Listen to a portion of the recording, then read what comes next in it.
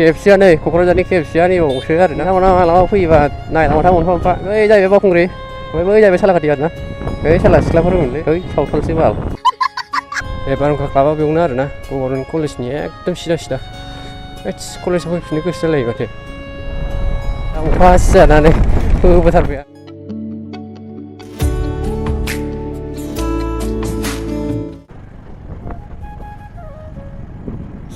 हेल' everyone welcome two माय YouTube channel दा नोंथांमोनखौ आंनि चेनेलाव बरायनाय जालायबाय दा थांनो नागिरदों आङो मोनसे खामानियाव आरोना पस्ट अफिसाव थांनो नागिरदों बिनि उनाव मा जायो नायसै अबाव थांनाय जायो दा नोंथांमोना नायबाय थादो जोबजासे नायबाय आरोना नोंथांमोना दिनै फार्स्ट टाइम मटर ब्लग खालामनाय जादों बेबो न'नि जा गारि स्कुटि दङ फिसा फिसौ बेजोंनो खालामनाय जाबाय आरोना नोंथांमोना नायबाय थाबानो जाबाय जिखुनु दा नै जों गामिनि सिसि ब्लक होन्दोंमोन सिगां बे लामाखौ बानायनो नागिरदोंमोन आरोना सिसि ब्लक होन्दोंमोन ओमफ्राय दा सिसि ब्लक जालानो दा माबा जासिगोन मा होनोमोनलाय ओइ अखा हाबायलै बिरादनो दा ब्लेक टकिंसो जासिगोन आरोना अखा हाबायलै साथाबो लाबासै दे लोगोफोर नोंथांमोना नायबाय था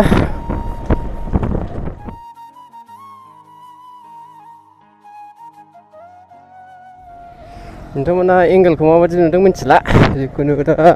आपग्रेड खालामदोंमोन आरोना मा बुंनो दिनैसो फार्स्ट टाइम मबाइलजोंसो बानायदों आरोना देनां ग'प्र नङाबा जिखुनु दामखमनिबाबो बायनोसै आरोना मट' ब्लग खालामबाय थानो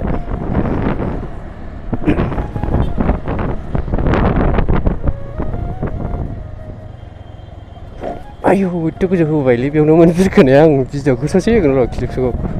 ओजों थाबाय डनबस्कआव थांबाय आरोना डनबस्क स्कुल बेनियाव बे गोदान खुलिनो नागिरदों बिशालथ' नङा माबा शपिं मल बिदिनो कमार्स कलेज बिदिनो ड्रेसा कमार्स कलेज बिदिनो खाथि जोब आरोना कलेजफोरा नोंथांमोना नायबाय था नै आयौ दिनैसो ब्लग बानायनाय फाग्लालै एकदम बोरैबा मोनखायो मानसिखौनो जाम्बा बायदि मोनखायो हारसिं रायलायलाबायनाय फाग्लासो जागोन नै लास्ट भिडिअ'आव नोंथांमोना ट्रेन्सखौ नुदोंमोन ना नैबेयावनो फैदोंमोन आं एटिएम एक्टिभ खालामनो बेनो आरोना ट्रेन्स नैबे जाहैबाय माल्लांपारा बाजारा बेनो नालिनि दखानाबो बै ससेयाव दं आरोना बे माल्लांपारा बाजार जाजोब्बाय बियो लामायाव फानजोबो आरोना ओमफ्राय नालिनि दखाना नैबेयावनो बेनो आरोना बेनो नैबे बेलाय बेयावनो फानो आरोना सम फैबाय थायो बियो जुग्रा ओरै एसे साफा आरोना बाजारजों बिसोर SBI बारबो दंबावोलै सिङाव बार गोदान खुलिदों र' मालाबा थांनांगौ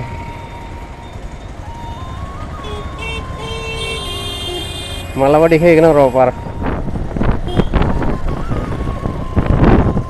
नै शपिं मल फेशन सिटि क'क्राझाराव फेशन सिटि जाफैबाय आरोना गोदानसो बे बुस्थुआ आरो नैबावबो एम बाजार जाफैबाय क'क्राझाराव मलानो मल आंखाल गैया क'क्राझाराव मलनि मा ड्रेस बायनोसो हाया फैसासो गैया मा श'रुमफ्राबो गिदिर जागासिनो बेयाव मोनसे दङ नै हरैबो दङ थिथागुरियावथ' बिराद गिदिर जाबाय मालाबा खोन्थागोन आं र' नै एम बाजारा बेनो गोदान आरोना ओमफ्राय ओरै नाय बिल्डिंफोरखौ नाय बिदि गोदान लुलायबाय नै बियो लागाव होलायबाय बेसेबां गोजौ देन्जारखा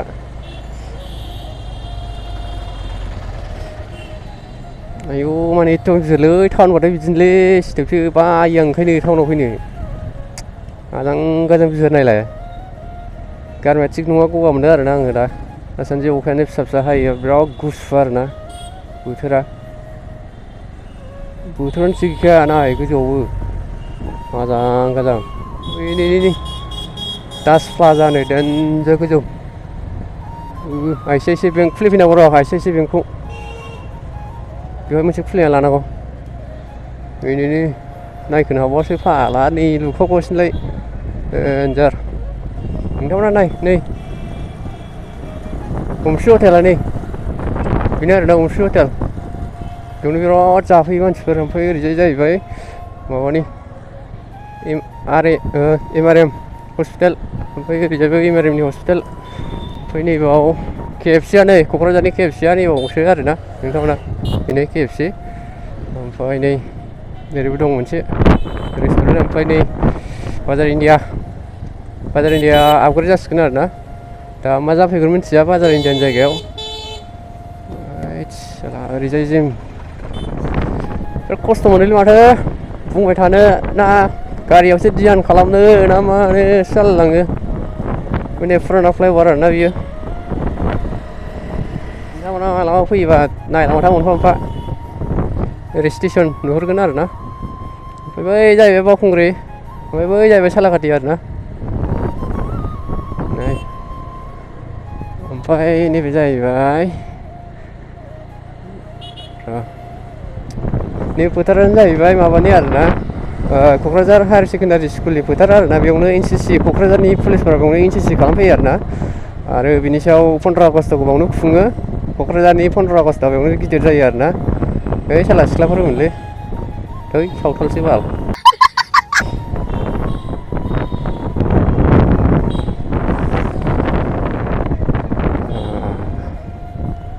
सिदानो आयौ एसि कच लाक्जारि जोब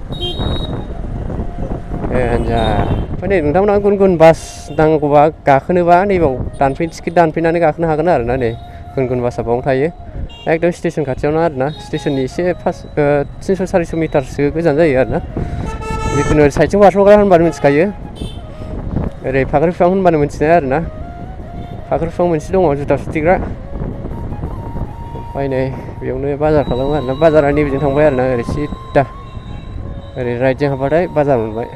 ओमफ्राय दा नै आं नोंथांमोननो गार्लस स्कुलखौ खोन्थाफैदों आरोना नै क'क्राझार गार्लस स्कुल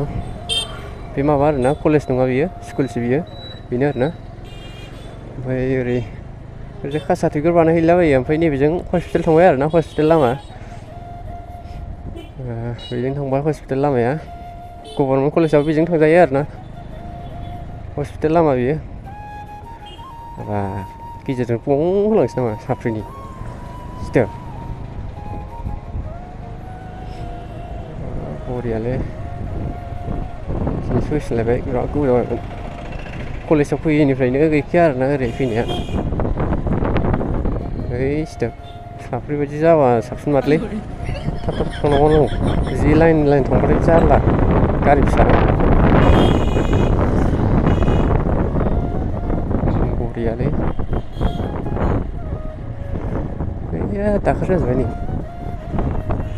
ओरै साफा क'क्राझार मेडिकेला बै थाबोबाय क'क्राझार सिभिल हस्पिटाला आरोना ओमफ्राय नै बिदिनो गासिबो माबाजोब फिसा फिसा डाक्टारजोब आरोना साइडआव ओरैनो दखान होनाय बिसोरबो गासिबो डाक्टारजोबानो ओमफ्राय बिसिनि बिजनेसा बेयाव सोलियो आरोना ओमफ्राय ओरै सिदा राइट हाबबाथाय क'क्राझार गभर्नमेन्ट कलेज मोनबाय आरोना दा लेफ्ट हाबसिगोन नै बिल्डिं गोदान थारमाने बिउटि पार्लाराव ट्रेनिं लानोबा नैबाव आरोना नैबाव एक्सप' जागासिनो आरोना नोंथांमोना नायबाय था नै राजमेला फोथार होनो आरोना बेखौ एक्सप' जागासिनो नै बरिया एबा पस्ट अफिस मोनबाय आरोना ओरै राइटजोंनो एक्सप'नि खाथियावनो 10 थाखा टिकेट लालायबावो बालफ्रा फ्रियाव हाबोबानो जायो गिदिंनानै फैनाय बेखौनो दानाथ' ब्रेकिंआ सिङावसो लाङो ना मानो बारायनानै दोनसैलै सिङाव लांबा हायो होमबा लोगोफोर बेखौ दोननानै लागोनसै बिनि उनाव सिङाव माखासे खामानि मावसै बिनि उनाव थांफिनसै आरोना लोगोफोर सिङाव खोन्थाथ'ला आं माखासेखौ बेनो आरोना राजमेला फोथार खाथियावनो आरोना पस्ट अफिसा क'क्राझार ना नोंथांमोना गुगोल पिन लांफैयोबा इउटुबफोरनि गुगोल पिन लांफैयोबा बाव लांफैबानो जाबाय आरोना हेडआ बेनो जाहैबाय दे होमबा लोगोफोर आं खामानिखौ मावना लागोननि हेल' लोगोफोर लाखांबाय आरोना दा खस्थ'जोंसो मोनबाय आजां खस्थ' आरोना बायनानै आजां गाजां दङ मानसियानो चलो लेट्स गो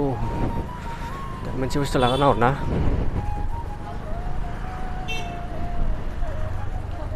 बेयावबो बेवनावसो इयो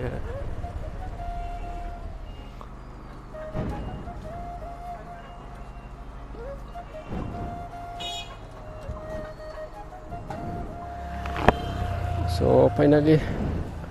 जालानाव लाखांबाय आरोना लेट्स गो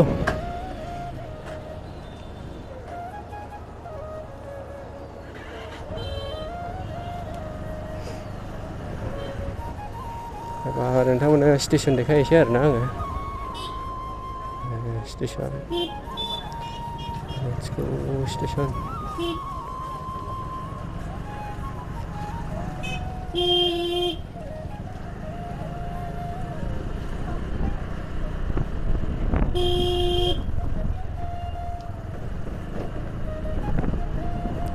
हेलौ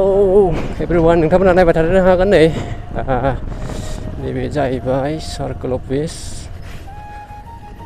ओमफ्राय बेनो आरोना सार्कोल अफिसा क'क्राझारना सिगां बैयावसोमोन फुरानाया बैथिंसोमोन आरोना अपोजिट साइडआवसोमोन ओमफ्राय दा फैबाय नैबेयाव गोदान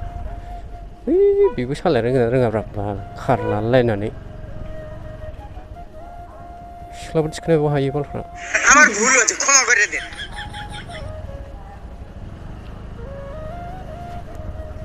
लोगोफोर नै क'क्राझार स्टेसना आपग्रेड जाबाय आरोना नै नायदो नोंथांमोना एबा बरिया लुसिगोन आरोना बिसोर हिट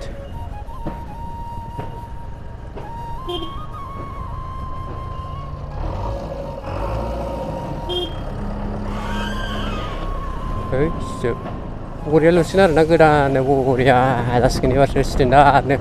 दाद लुसिगोन आरोना ओमफ्राय नै रेल कच रेस्टुरेन्ट माने क'क्राझार स्टेसननि खाथियावनो रेस्टुरेन्ट दं आरोना नै ट्रेनाव गाखोनानै आरामसे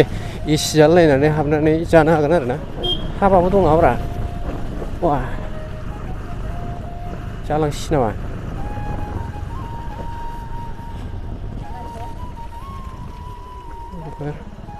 ओरैसो थांबावगोन आं बाल बिदि लामाया जाला गाज्रि जाबाय केडिसिम आराम थांसै आरोना लोगोफोर नोंथांमोना भिडिअ'आव थाबाय था आरोना दा थिथागुरि थांबावनांगौसो आरो माखासे खामानि दंबावो आरोना एबार गभर्नमेन्ट कलेजनि सिख्लाफोर नायनो हागोन आरोना नोंथांमोना जाय मोजां मोनो नायदो जाय मोजां मोना थांदो सिख्लाफोर दंखायोबा गोसथोनाय दंखायोबा नायनो नाङा आरोना दाय जागोन उनाव आं दाय गैया दाय जाबाथाय आंनियाव डेट खालामनाङा फेसबुकआव आंनियाव हरनाङा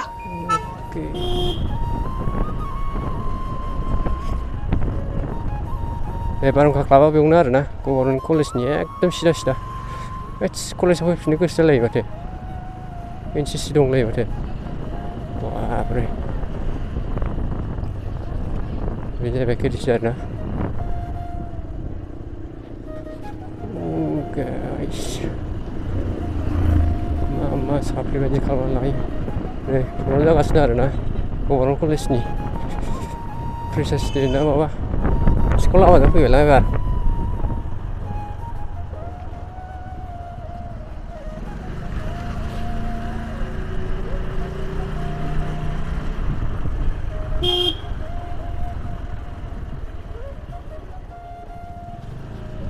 गेलेजोबथारलै सयथि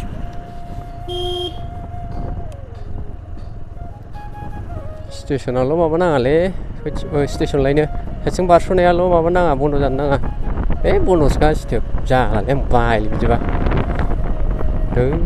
नेलायलायनाय आइया दै बेबो माला फैगोन सालामाथि हाजोखौसो नुहुरबाय नेदोलाय सङा गोबाव लोगोफोर नेबाय थानो बाबाय आं एकदम खेवबालै साला लाखिलै सयथिबो ट्रेनानो स्टप जाथ'बाय खोमा दसे खारथ'ला खोमा बरियालै नाइस बेफोरबायदिसो लाखि जानांगौ ट्रेन फैयाबालासिनो हगारग्रोनाय बेखायनो मानसिफ्रा बांसिन जाखाबायमोन ना बुरजा जाबायमोन ना लाखिबाय थानो बाबाय खोमा ट्रेन मालाया थेंकिउलै बरिया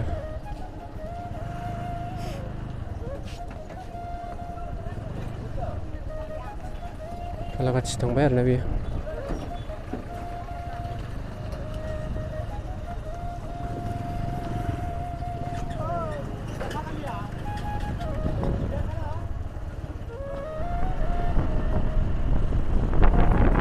खेबसे बुहुद नुनाया बेयावनोमोन आरोना नैबे फाख्रिफ्रां खाथियावनोमोन CCTV आव जाखांदों आरोना CCTV-खौ ओंखायनो दोननांगौ बुहुत नायनोबा न' खाथियाव बुहुत ओंखारनायफोरखौ नायनोबा CCTV लागायना लानांगौ आरो ना आरो CCTV-या मोनसे सिखावनि थाखायबो मोनसे सेफटि आरो ना CCTV थायोबा नों सिखावाबो खावनो हाया आरो ना मानो होनबा सिखाव खावबाबो नुफिनखायो नुफिननानै आरो हमनो हाखायो आरो ना बांसिन मानसिफ्रानो सिखाव खावो नालाय आजिखालि थिथागुरि थांसै थिथागुरियाव माखासे खामानि दंबावो बे थिथागुरियाव खामानिखौ मावखांनानै न'आव थांसै आरो ना लेट्स गो अब्ला नोंथांमोना भिडिअखौ नायनानै माबायदि मोन्दों फार्स्ट ब्लगखौ मटर ब्लगखौ आरो ना बेबो स्कुटिजोंसो नेक्स्ट आपग्रेड खालामलांबाय थागोन गारि बायनानै आरो ना लोगोफोर नोंथांमोना किप सापर्टआव थाबाय थाबानो जाबाय नैबे निउ फ्लाइअभार आरो ना गोजामानो जाबाय थ' गिदिर गिदिर मानो होयोब्रा माने फ्लाइअभार खाथियाव दखान होबाय आरो ना बिदिनो दखान थानांगौ मोनफा मोनफा खाथियाव ओमफ्राय नैबेयाव दखान जाजोबगोन आरो ना साफा नै सेट खालामजोबखाबाय मोनसेसो लाफैनोसै नामा बारा मानसिया जानाय नङा बारा सिख्लाफोरसो जागोन रेस्टुरेन्ट बानाय हानांगौ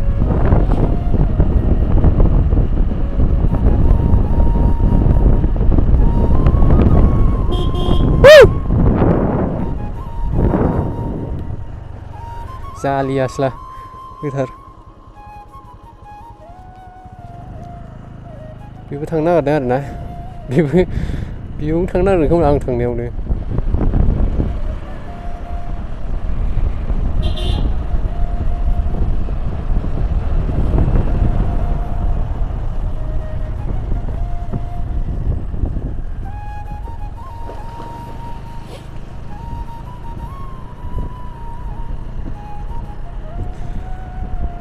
लोगोफोर नोंथांमोना नायबानो जाबाय नै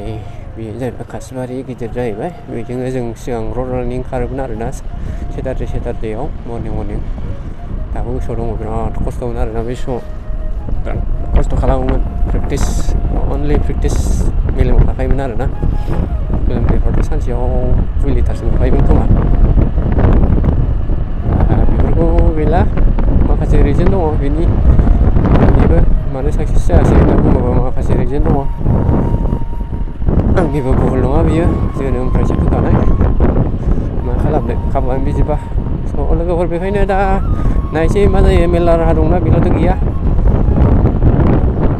लोगोफोर थिथागुरि मोनफैसिगोन आरो ना मोनबायानो माखासे बुस्थु लानांगौ थावआबो गैला थाव थुनाङालै गारि खारबानो जायो लोगोफोर नै नोंथांमोना दहाय बुंदोंमोन आं यामाहा श'रुमखौ खोन्थागोन होननानै बेनो जाहैबाय यामाहा श'रुमाव नै आयौ बारा स्रो बरियालै जौ सोलोंसै नामा बारा रुखु नै थिथागुरि मोनबाय बे बाजार आरोना थिथागुरि बाजारा बेनो आं जिर'स दखान थांगोरनि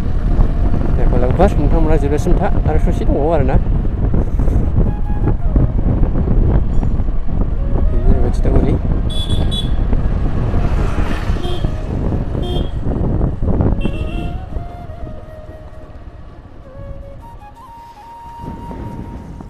itu gimana? 25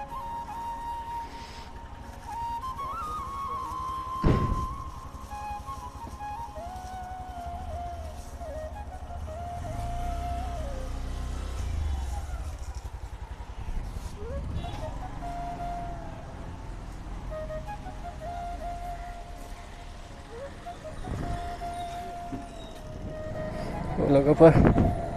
थांसै आरोना ओरै काटलगुरिजों लेट्स गो अखा हाबाय आरोना सिजाजोब्बाय मबाइला आं मिथिला गाज्रि जाजा होनोसै लांबाय थागोन आरोना नोंथांमोननो देखायबाय थागोन दा स्पिड होलांसै लोगोफोर बायलांदो थाव सोआलै होलांगोन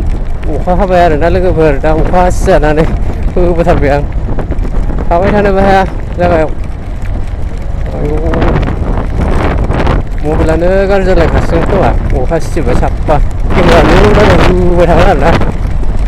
भिडिअ'आ कन्टिनिउ थागोन लोगोफोर नोंथांमोना सिनजासिम नायनो थाखाय गोजोननाय थाबाय नेक्स्ट भिडिअ आरो फैगासिनो नोंथांमोना सापर्ट होबाय था साबस्क्राइब खालामनानै दोन आरोना नोंथांमोना मोजां भिडिअ नुगोन उनावहालागै जामारसिगोन आंनिया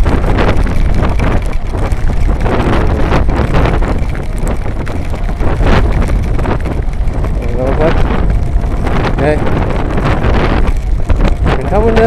मोनसे खिन्थानो नागिरदों आरोना नैबे सानसुमा हरै न'आ बेनो जाहैबाय नैबे लामाया नैबेजों थांनांगौ आरोना सोरजिसुमानिया बेनो जाहैबाय आरोना सोरजिसुमा सिंगारा बेनि न'आ बेनो जाहैबाय आरोना आयौ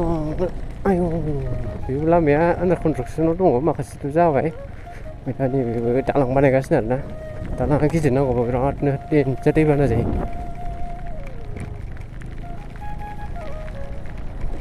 आयौ काजलगुरि होनो आरोना बेखौनो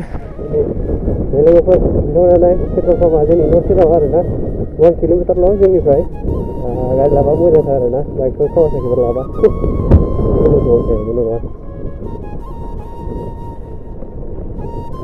यहाँ ही बोलो होननाय जाबाय जों गामिनिखौ माखासे देखायलांसै ससेखौनो लेट्स सी राव गैया बेजों हाब्बाय आरोना बेबायदिनो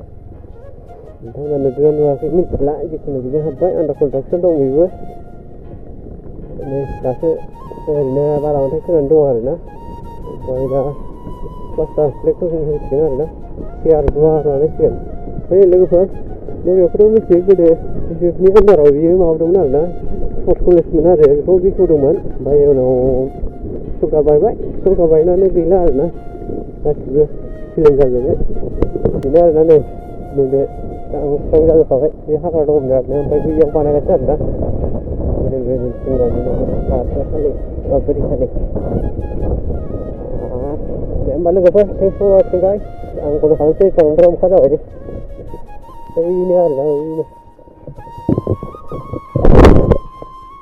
लोगोफोर फाइनालि दा आं फ्रेस जानानै फैबाय आरोना दा अखा हागासिनोलायबाय एसे दे होमबा लोगोफोर थेंक्स फर वाचिं जोबजासिम नायनायनि थाखाय आरोना भिडिअआ गोलाव जाबाय दे होमबा लोगोफोर नेक्स्ट भिडिअ कामिं सुन